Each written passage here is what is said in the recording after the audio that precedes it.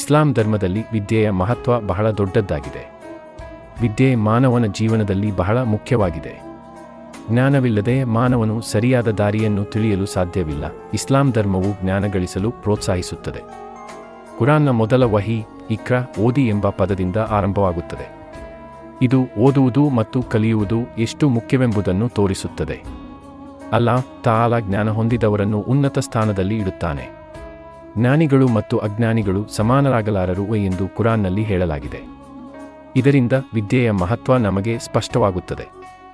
ಹದೀಸ್ನಲ್ಲಿ ಪ್ರವಾದಿ ಮುಹಮ್ಮದ್ ಸಲ್ಲಲ್ಲಾಹು ಅಲೈಹಿ ವಸಲ್ಲಂ ಅವರು ಜ್ಞಾನವನ್ನು ಪಡೆಯುವುದು ಪ್ರತಿಯೊಬ್ಬ ಮುಸ್ಲಿಮನ ಮೇಲೆ ಕಡ್ಡಾಯ ಎಂದು ಹೇಳಿದರು.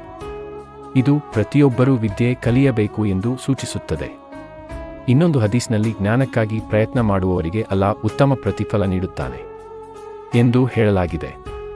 ವಿದ್ಯೆ ಮಾನವನನ್ನು ಒಳ್ಳೆಯ ವ್ಯಕ್ತಿಯನ್ನಾಗಿ ಮಾಡುತ್ತದೆ. ಅದು ಸತ್ಯ ಮತ್ತು ಅಸತ್ಯವನ್ನು ತಿಳಿಯಲು ಸಹಾಯ ಮಾಡುತ್ತದೆ. ಜ್ಞಾನ ಹೊಂದಿದ ವ್ಯಕ್ತಿ ಸಮಾಜದಲ್ಲಿ ಗೌರವ ಪಡೆಯುತ್ತಾನೆ ಮತ್ತು ಇತರರಿಗೆ ಸಹಾಯ ಮಾಡುತ್ತಾನೆ.